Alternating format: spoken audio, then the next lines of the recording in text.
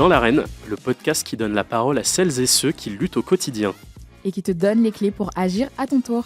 Salut Lorraine. Salut Awad. Bienvenue dans l'arène. Ton nouveau média politique préféré. Alors avant de rentrer un peu dans le cœur du sujet, on a envie de se présenter. Lorraine, qui es-tu ? Grande question, c'est une question que je me suis posée toute ma vie. Mais concrètement, je suis chroniqueuse politique et histoire, militante associative depuis environ 10 ans et élue municipale à Fos dans le 95 en banlieue parisienne depuis 2020. Et toi, Awad, qui es-tu ? Alors, du coup, moi, j'ai une formation de journaliste bilingue, anglais-français. J'ai fait un peu de tout, radio locale, web, vidéo également. J'étais en boîte de prod pendant 3 ans. J'étais passé aussi par la rédaction de jeuxvideo.com. Et aujourd'hui, on se retrouve là tous les deux pour que les gens comprennent un peu notre démarche, les raisons derrière la création de l'arène. Pour commencer, Lorraine, c'était quoi un peu le contexte qui nous a mené à cette réflexion ? Alors, le contexte, c'était un ras-le-bol. C'était pendant les législatives 2024, suite à la dissolution qu'avait engendré Macron, où on attendait les résultats des législatives, et là, on nous dit, voilà, l'extrême droite, percée, incroyable, etc. Leurs idées ont réussi à infiltrer toutes les sphères politiques du pouvoir, et les médias détenus largement par des milliardaires nous parlaient comme si tout était déjà joué. Et j'en ai eu vraiment marre, et je me suis dit, non, faut qu'on fasse quelque chose. Donc j'ai mis un petit tweet, et là, Awad, tu m'as répondu. C'est ça, exactement. Et ouais, je t'ai dit, ça m'a l'air hyper intéressant, et j'aimerais faire partie du truc. Et du coup, pour prolonger un peu ce que tu disais, je pense qu'on avait vraiment cette envie, en fait, de mettre en avant des personnes qui ne se reconnaissent pas, qu'on ne voit pas en fait dans les médias traditionnels dont tu parlais juste avant. Et en fait, on avait vraiment cette envie de proposer un récit alternatif en fait à ce qu'on nous propose habituellement au final. C'est ça. Et du coup, d'un tweet, on est passé aux réunions, à créer un petit drive, etc. Et nous voilà. Voilà, exactement. Et du coup, le but, en fait, c'est vraiment d'inviter des personnalités politiques. Mais on ne parle pas de politique politicienne. On veut, en fait, rester dans le concret, montrer que tout est politique. Et en fait, on veut recevoir des invités qui font des choses, qui luttent politiquement, en fait, pour un monde meilleur au final. C'est ça. Et en fait, dans ce podcast, ils nous parleront de leurs actions, de leur parcours, pour que vous puissiez vous en inspirer et trouver aussi votre place finalement dans cette grande arène politique. Très très bien dit.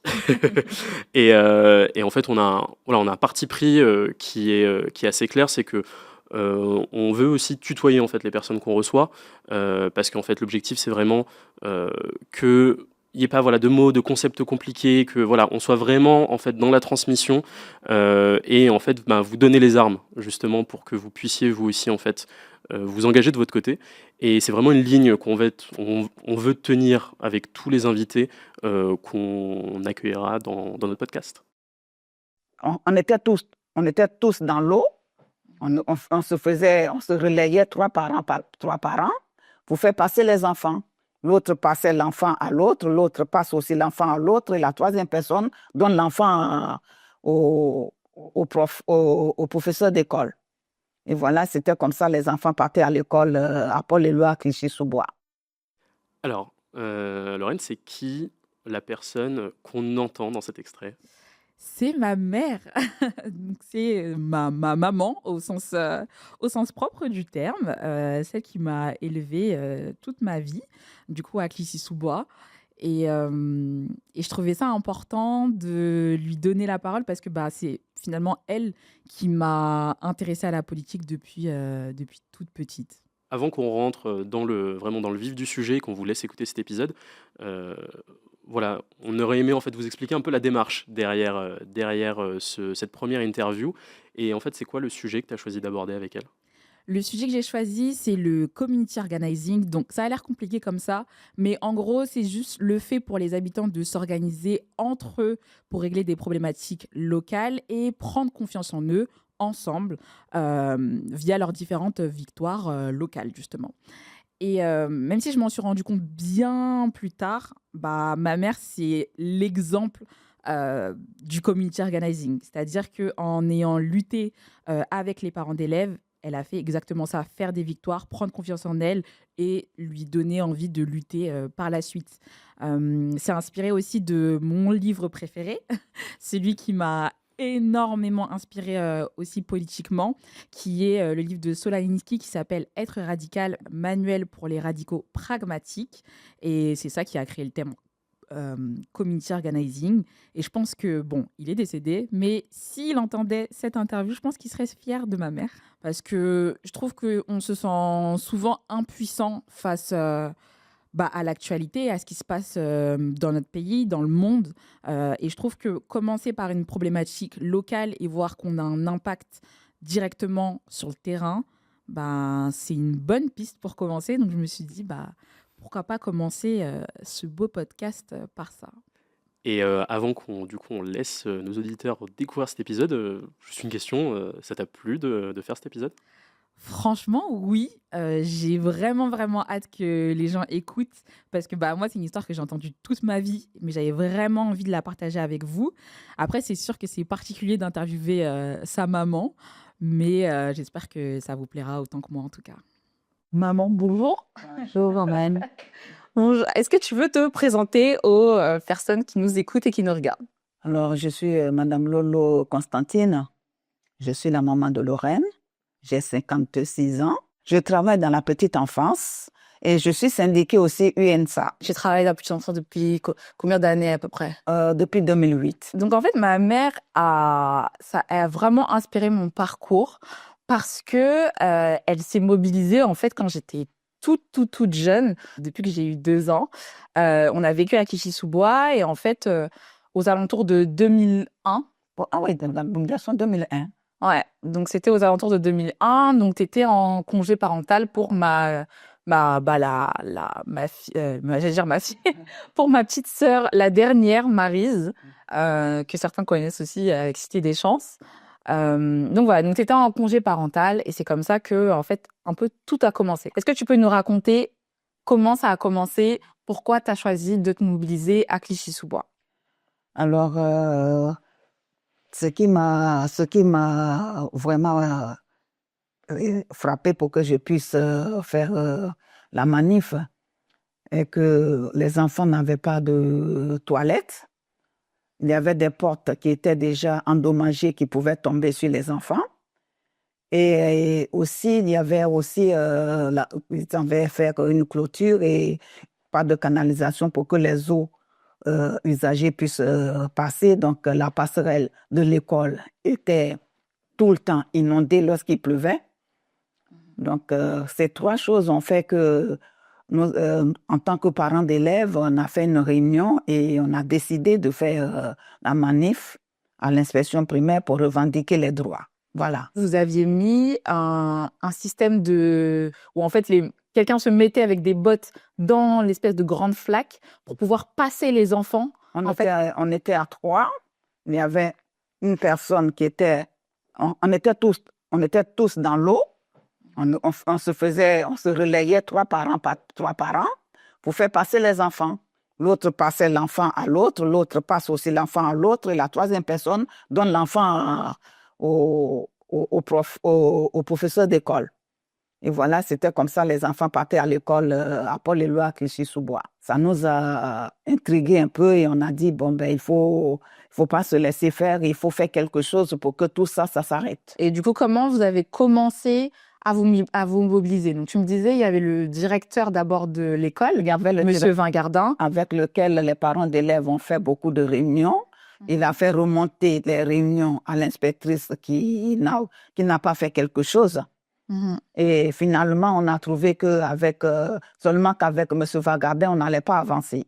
Donc, les parents d'élèves, nous, en tant que parents d'élèves, on s'est concertés, on a fait des réunions et on a décidé de faire la manif. Pour organiser cette manif, donc dans le contexte de Clichy-sous-Bois, c'était vraiment particulier parce que tu me disais qu'à l'époque, et même moi en vrai je me souviens, il y avait des parents notamment qui parlaient pas français.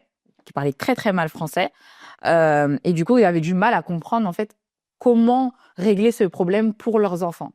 Et donc, comment vous avez mis en place en fait comment vous vous êtes organisé, comment vous avez fait pour faire une logistique, pour pouvoir même aller à l'académie, etc. Est-ce que tu peux nous raconter? Alors, en tant que parents d'élèves, on a fait une réunion avec tous les parents et on a cherché des gens qui comprennent bien le français et qui étaient, bon, s'il y avait des doulas, on a choisi au moins un parent doula qui comprenait bien français, qui pouvait expliquer la réunion comment on appelle, au doula. On avait choisi un arabe pour expliquer la réunion aux arabes, puisque beaucoup ne comprenaient pas français, beaucoup ne savaient pas écrire. Donc, voilà, on a fait ça et finalement, Les Pakistanais aussi. les Pakistanais aussi ne pouvaient pas, d'autres Pakistanais aussi qui ne comprenaient pas français. On a pris aussi des Pakistanais pour leur parler leur langue maternelle. Après la réunion, bon, comme ils ont parlé dans les patois, tout le monde a compris ce qu'on voulait faire et tout le monde, au fait, était mobilisé parce que vu que les enfants ne pouvaient pas aller aux toilettes, les enfants ne pouvaient pas marcher seuls sur la passerelle pour regagner les enseignants, c'était un problème. Donc, tout le monde a compris que vraiment, il fallait faire quelque chose. Et nous tous, en collaboration, on s'est mis à faire la manif. Et on a fait une réunion pour la manif, on a fixé une date et tout le monde s'est mobilisé. D'autres qui connaissaient l'inspection primaire de Rincy sont allés à l'inspection primaire de Rincy. D'autres qui ne pouvaient pas partir sont venus attendre les parents d'élèves pour que les parents d'élèves, avec leur voiture, moi j'avais une voiture, et avec nos voitures, on a accompagné tous ceux qui n'avaient pas de voiture. Voilà, donc vous avez mis en place en fait un système de covoiturage à l'époque Voilà. pour pouvoir aller accompagner ceux qui ne pouvaient pas partir. Voilà. Et en Ceux fait, qui n'avaient pas de moyens pour payer le transport, tout ça, on les a pris, on les a mis à l'inspection primaire. et quand vous êtes arrivé à l'inspection primaire, comment ça s'est passé? Comment vous avez été reçu? Quand on était arrivé à l'inspection primaire, l'inspectrice n'était pas encore arrivée.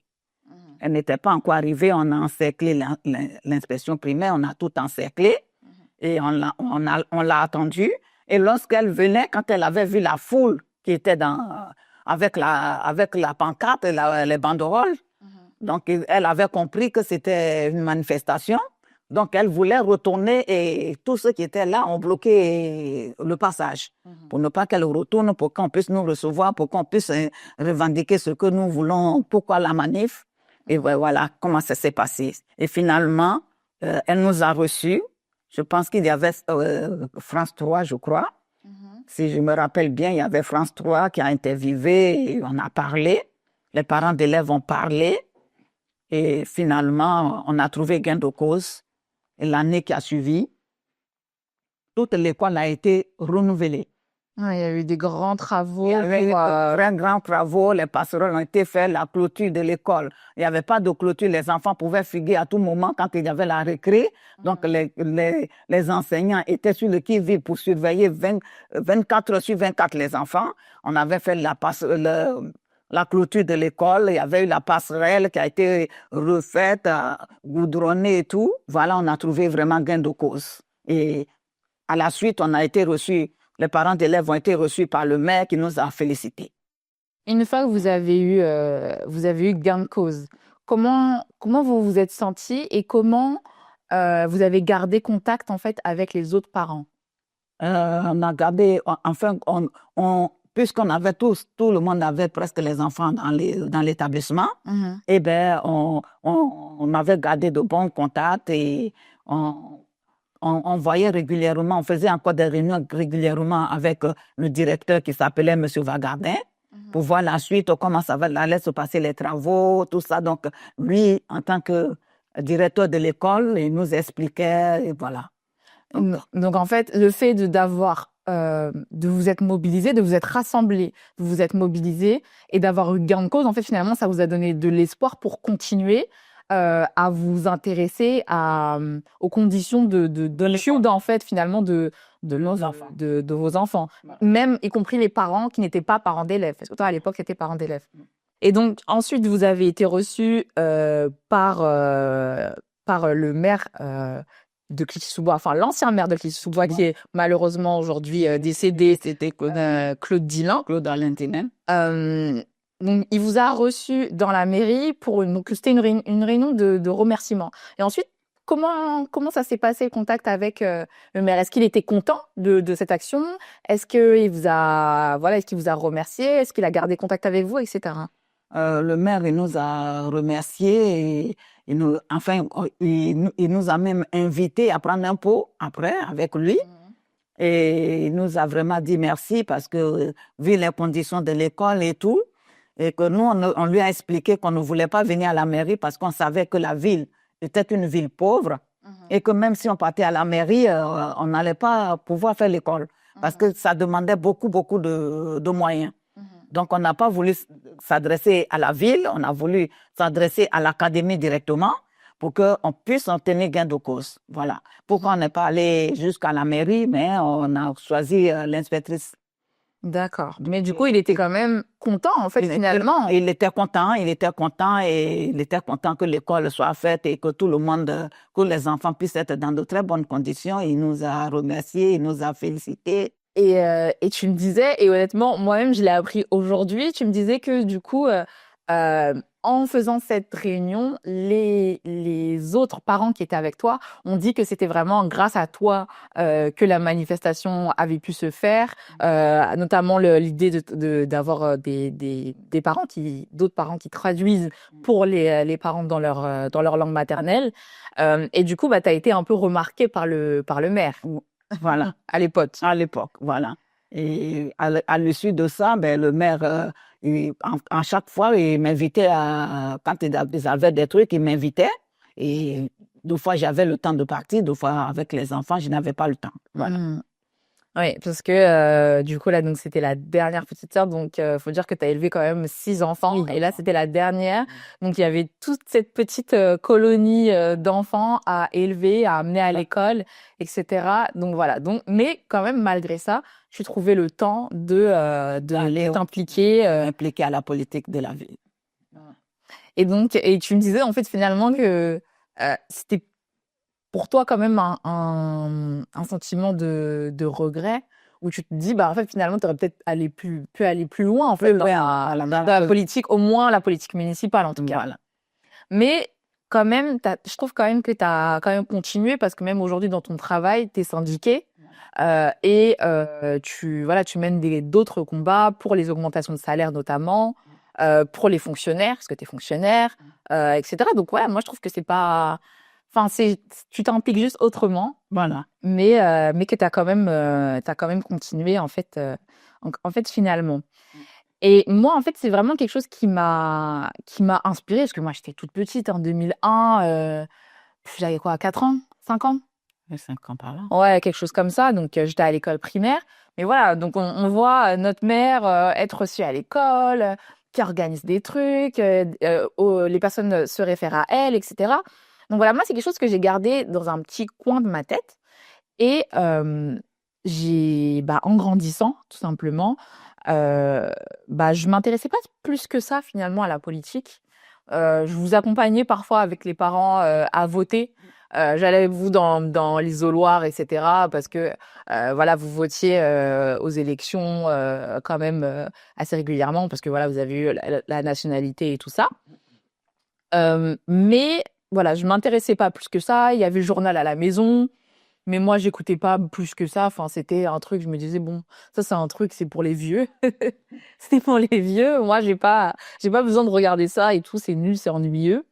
Et en fait, finalement, c'est quand j'ai été hospitalisée en 2014. Donc, moi, j'avais 16 ans à l'époque, suite à un gros accident, mais je vous passe les détails.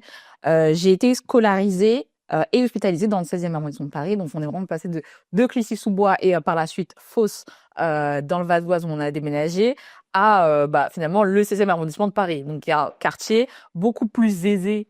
Et en confrontant d'autres jeunes, je me suis rendu compte que eux s'intéressaient à la politique. Et je me disais, c'est intéressant, pourquoi vous vous intéressez à la politique? Alors que moi, à l'époque, je m'en fichais totalement, sachant que, pour le contexte, j'étais en ES, donc économique et social. Donc voilà, c'est vraiment là où je commençais un peu à m'intéresser aux problématiques de société, mais à l'époque où je connaissais le nom du président, le nom du Premier ministre, ça s'arrêtait là. On parlait pas, on faisait pas des débats politiques à la maison. Voilà, mes parents ne m'ont jamais dit un jour tu seras ministre, etc. à l'époque en tout cas. Et c'est là que je me suis dit, bah tiens, c'est bizarre, pourquoi cette différence-là? Et j'ai commencé à parler avec mes amis avec qui j'ai grandi et en leur disant, mais toi, est-ce que tu t'intéresses à la politique? Tout le monde me disait, bah non, enfin, c'est ennuyeux, je leur fais pas confiance, etc. C'est pas du tout pour moi et tout ça. Et je me disais, mais c'est trop bizarre, il faut qu'on... Bah en fait, finalement, j'avais 16 ans, donc je me disais, à 18 ans, je vais voter, mais j'y connais rien. Et donc je parlais avec ma professeure de l'époque et les autres élèves et je leur disais, mais en fait, bah finalement, c'est normal que les jeunes de banlieue, les jeunes de quartier populaire, là où j'ai grandi, là où je vis, votent peu. Les jeunes de mon milieu social, en fait, finalement, votent peu parce que bah, si on ne nous intéresse pas, si on ne se sent pas légitime à saisir cette question-là, bah en fait, c'est normal qu'après, on s'en fiche finalement et que d'autres prennent les décisions pour nous et d'autres votent, non seulement, mais aussi utilisent l'argent public pour lequel pourtant nous-mêmes on cotise également via la TVA comme bon leur semble. Donc voilà, donc je me suis dit, il faut faire quelque chose. Et c'est comme ça que j'ai décidé, avec Brandy Boloko à l'époque, de cofonder une association qui s'appelle Cité des Chances, qui existe encore aujourd'hui. Elle est née en 2018. Et son but, c'était vraiment de faire en sorte d'être la rencontre que ces jeunes de Paris ont été pour moi, pour me parler politique et me dire, tu es légitime, tu es capable, tu peux t'y intéresser, tu peux te saisir de tes droits, tu as le droit de te mobiliser, en fait, finalement. Et donc, c'est comme ça qu'est née cette association. Donc, on a mis énormément de différentes actions en place, des simulations parlementaires, on joue le rôle de député, de journaliste, de lobbyiste, d'association citoyenne. On recrée vraiment tout le processus de vote d'une loi. Donc, on accentue vraiment par le débat, par la pratique. En fait, en pratiquant, en écrivant nous-mêmes la loi, on se rend compte que, bah, en fait, oui, on est capable d'écrire une loi, on est capable de faire des amendements, on est capable de réfléchir sur nos conditions de vie. Donc, c'est vraiment ce qui m'a inspiré à créer, en fait, à co-créer Cité des Chances et qui existe encore aujourd'hui. Vous pouvez aller voir et éventuellement faire un don, pourquoi pas. Comment cette action, ça a changé ton regard sur la politique en général? Enfin, moi, ça a changé cette manifestation a changé mon regard parce que je pense que en faisant cette manif jusqu'à l'aboutissement qui a entraîné vraiment les enfants dans de très bonnes conditions, eh ben je m'intéresse tant que je suis dans un établissement, eh ben je m'intéresse aux syndicats, pour l'évolution, pour le bien-être des employés, et ben voilà. Et souvent, les jeunes qu'on accompagne avec Cité des Chances, ou même que je rencontre, ou qui me parlent sur les réseaux sociaux, me disent, bah, la politique aujourd'hui, c'est déprimant. On a l'impression qu'on ne peut rien faire, que même si on manifeste, il se passe rien, même si on vote, il se passe rien. Et toi, qu'est-ce que tu aimerais leur dire, en fait, finalement, à ces jeunes et moins jeunes, en vrai? Moi, j'aimerais dire à ces jeunes que ceux qui sont les plus âgés, les personnes âgées, se mobilisent. Malgré qu'ils n'arrivent pas à marcher, malgré qu'ils ont des cannes, d'autres même n'arrivent pas, mais ils font des procurations. Aujourd'hui, si j'ai l'occasion de passer sur ce média, j'invite les jeunes à sortir massivement lorsqu'il y a les élections ou les votes de, je sais pas, de tout, aux jeunes de se mobiliser. Et c'est en se mobilisant, l'union fait la force. C'est l'union qui fait la force. En se mobilisant, on va vaincre. Donc, je demande à tous les jeunes, nous, on n'est pas encore personnes âgées, mais on a un certain âge. Mais moi, je suis toujours, toutes les votes, j'y vais. Même si je suis malade, même si j'ai la grippe, je vis seule, je me déplace et je m'en vais. Je ne fais pas de procuration à mes enfants, je m'en vais et je m'en vais voter. Les jeunes, vous êtes capables de marcher, vous êtes capables de courir, sortez, même si vous partez en boîte de nuit, même si vous partez danser, avant d'aller vous coucher, passez d'abord aux urnes et allez-y vous coucher après. Merci beaucoup d'avoir écouté ce tout premier épisode. J'espère que vous avez apprécié. Pour nous, voilà, c'est un peu le début de l'aventure. N'hésitez pas à nous suivre sur les réseaux sociaux, à nous dire comment vous avez trouvé l'épisode, à commenter, peu importe là où vous l'avez écouté. Et on se dit à bientôt dans le prochain épisode. À bientôt.